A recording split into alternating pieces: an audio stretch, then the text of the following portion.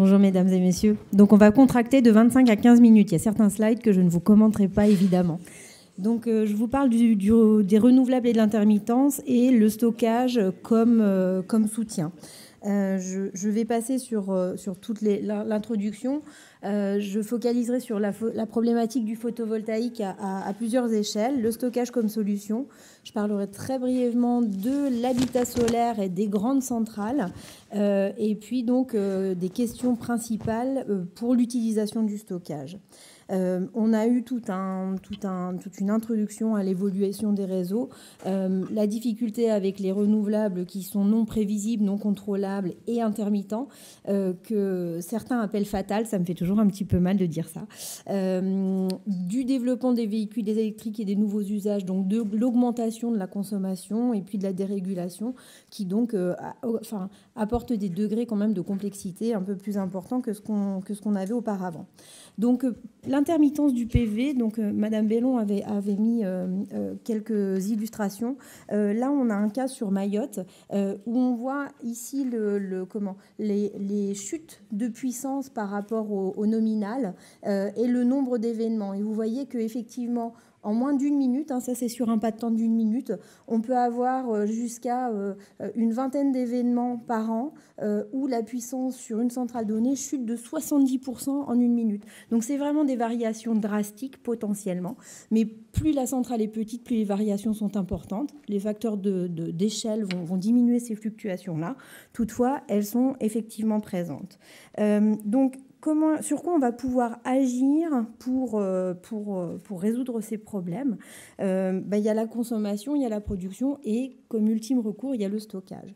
Donc la pyramide, elle vous est exposée avec une échelle de coûts. On a toujours la possibilité, et ça c'est le numéro 1, d'économiser l'énergie et de ne pas consommer, ça nous évite d'avoir à produire. De gérer la demande et de piloter les charges, donc de consommer au moment où on produit. C'est ça aussi qui est le plus vertueux et le moins coûteux. Et puis en ultime recours, on a tout en haut de la pyramide le stockage. L'idée c'est quand même bien de minimiser son usage parce qu'il coûte cher et à court terme il n'est pas visible ou envisageable que justement son coût diminue drastiquement. On y travaille, toutefois ça gardera un coût et un rendement. Donc le panel, c'était que par le passé, on a installé du stockage dans les systèmes autonomes, dans les sites isolés. Là où il n'y avait pas le service électrique, on apporte du photovoltaïque ou une énergie renouvelable à la place de tirer un câble parce que c'est trop loin du réseau. Et là, il y a une nécessité du stockage dans la mesure où sinon, on n'aurait pas l'adéquation entre l'offre et la demande. Et dans de telles configurations, le coût d'un kilowattheure transité est acceptable à 50 centimes d'euros puisqu'on apporte un nouveau service. Toutefois, quand on va vers une évolution graduelle vers la production décentralisée, là, le stockage doit être mis en face de curtailment, c'est-à-dire de décrétage de la puissance injectée des renouvelables, et puis d'autres moyens de production qui peuvent venir soutenir le réseau, et donc des coûts de plus de 10 centimes, voire moins, puisque vous avez vu que les coûts de production en moyenne, ils sont à 5 centimes d'euros du kilowattheure. Donc les coûts objectifs pour le stockage doivent être en dessous de ces valeurs-là, et on n'y est pas encore à l'heure actuelle. Toutefois, il y a un petit nouveau qui se profile sur le réseau, c'est le véhicule électrique et les hybrides rechargeables dont on a parlé auparavant, qui sont une opportunité puisque ce sera du stockage sur roulette qui sera présent et ce serait dommage de ne pas l'utiliser, d'une part pour le charger au bon moment et puis d'autre part éventuellement pour le décharger. J'y viendrai en fin d'exposé, une batterie type véhicule, elle mourra plutôt de n'être pas utilisée et d'être pleinement chargée. Et le fait de la décharger sur le réseau peut baisser son état de charge moyen et donc augmenter sa durée de vie. Ça, c'est un peu une nouveauté scientifique quand même qu'on a mis à jour dans les quelques dernières années. La problématique du stockage, elle est de où la mettre, où le mettre. Est-ce qu'on le met au niveau de la production, de la transmission, de la distribution ou bien chez le consommateur? Quel est l'optimum socio-économique quelle est la taille optimale. Le point difficile, c'est que le stockage a une fonction transversale sur le réseau et donc on a beaucoup de mal à récolter la totalité des bénéfices chez l'opérateur de la fonction stockage.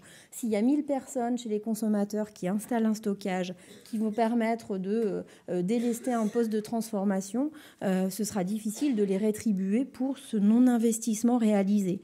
Donc il y a une difficulté de collecte des bénéfices.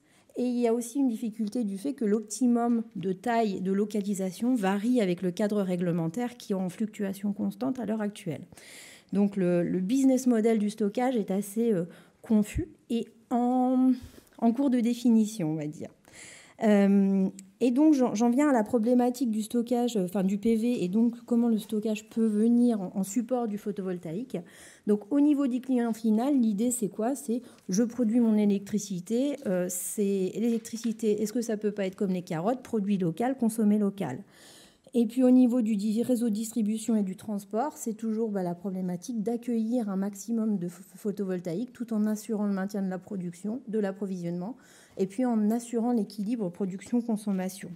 Donc l'illustration au niveau de l'autoconsommation, alors je vous ai représenté le cas français à l'heure actuelle.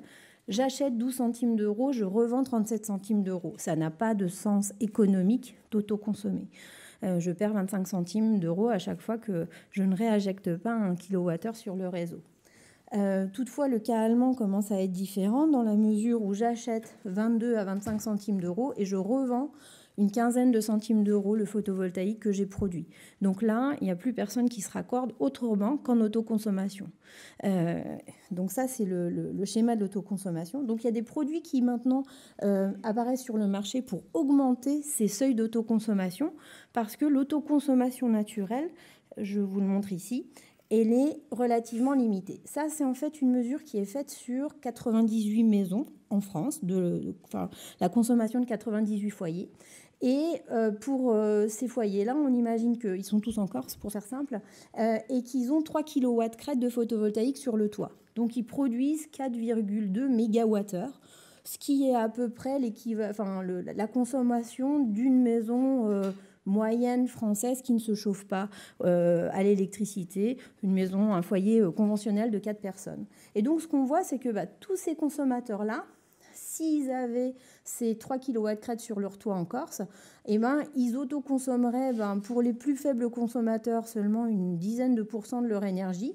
Et puis, pour les plus gros consommateurs, jusqu'à 60% de ce qu'ils ont produit en photovoltaïque. Ce n'est pas le taux de couverture de leur consommation, c'est la fraction de leur énergie produite qu'ils auront autoconsommée. Et donc, pour augmenter cette fraction-là, il y a un levier, c'est de mettre du stockage, donc d'avoir une armoire avec du stockage.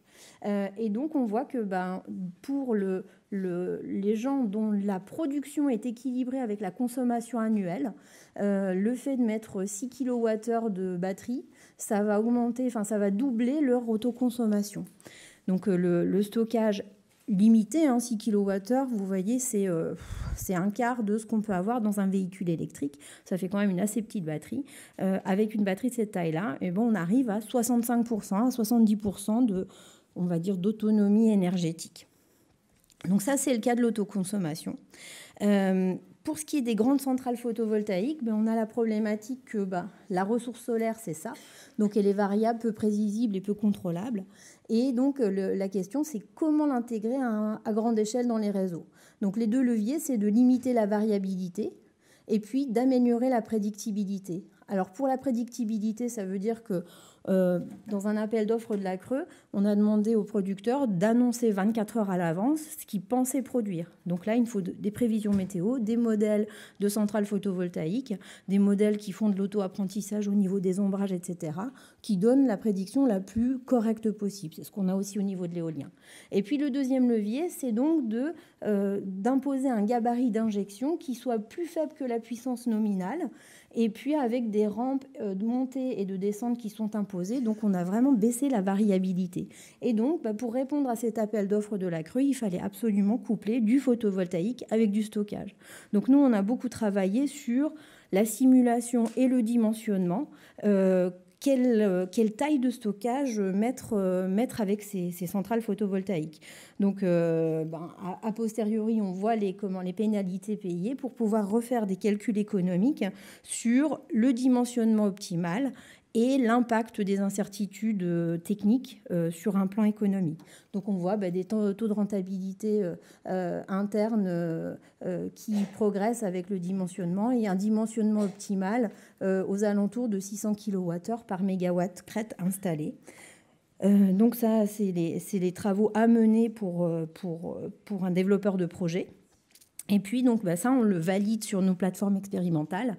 Donc, on couple une batterie. Là, c'est une batterie redox à circulation avec un champ photovoltaïque. Et puis, on optimise les algorithmes de gestion pour justement satisfaire cette obligation de rampe, enfin de trapèze d'injection à la place de la gaussienne conventionnelle du photovoltaïque. Et donc, la problématique pour le stockage, c'est surtout, maintenant j'ai dimensionné, je sais à peu près combien il m'en faut et de quelle technologie je vais user, quel choix technologique je vais faire.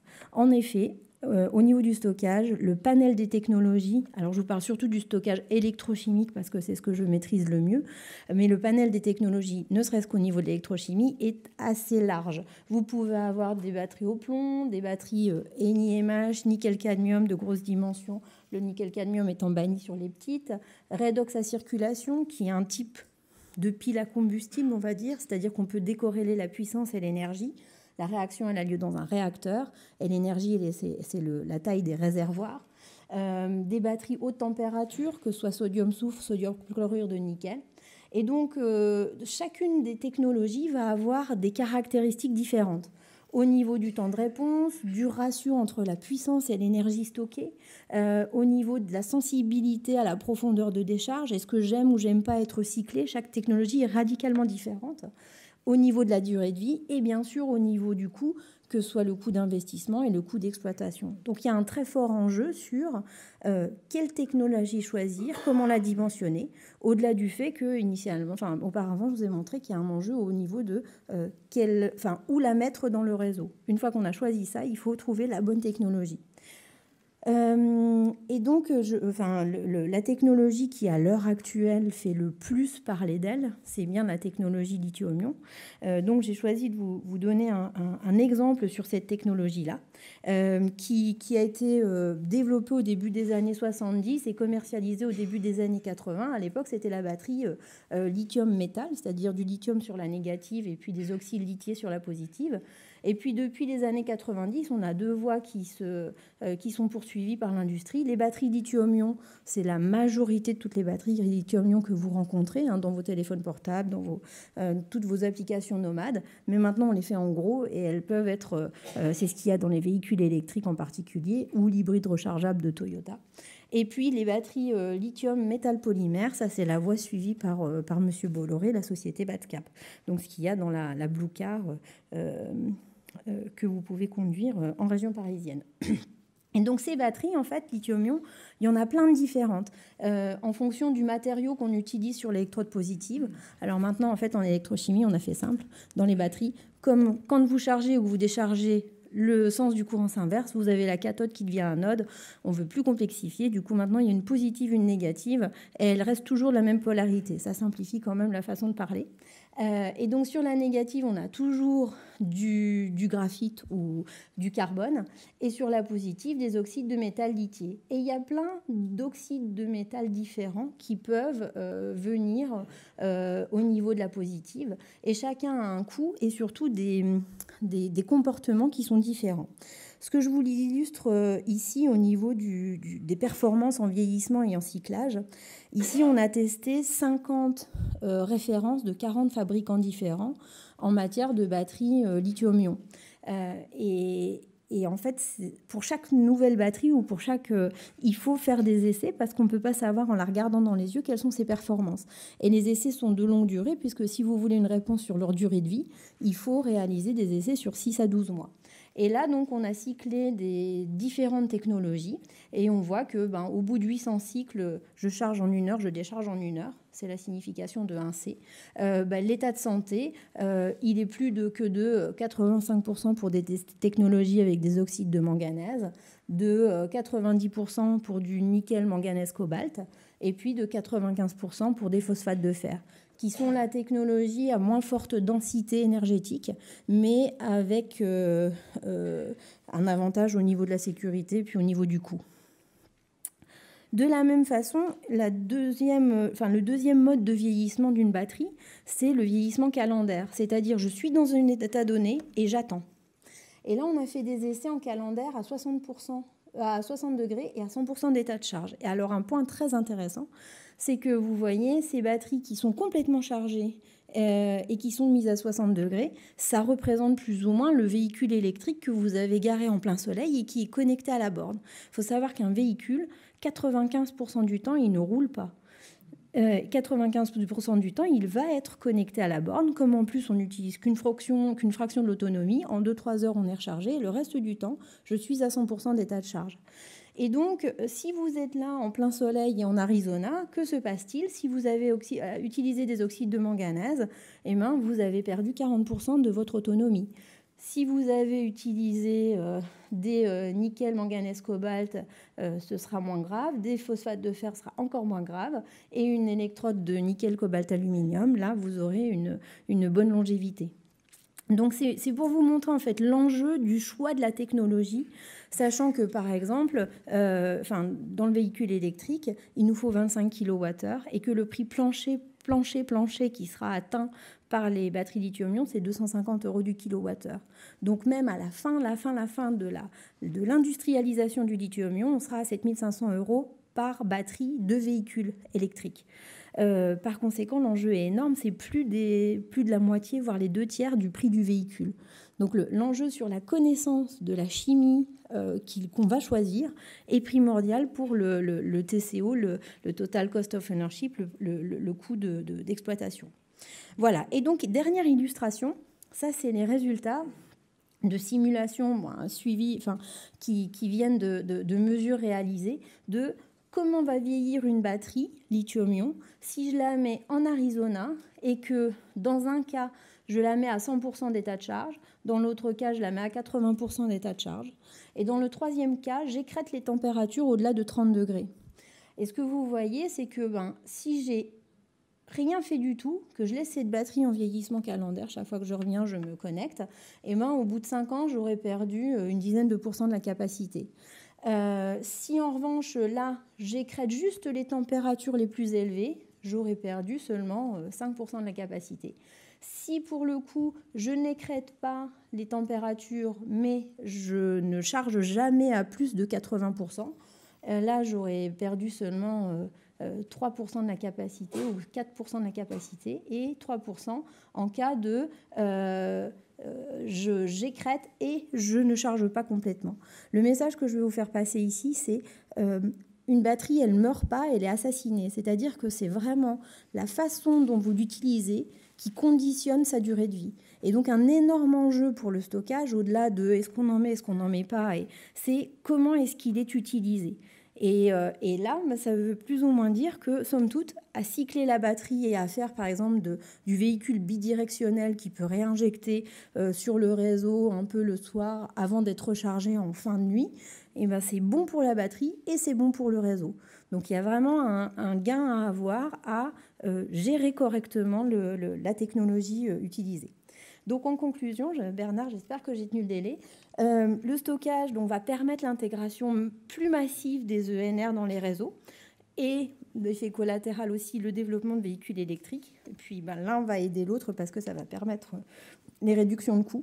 Les points critiques, ce sont la localisation, le choix de la technologie, le dimensionnement.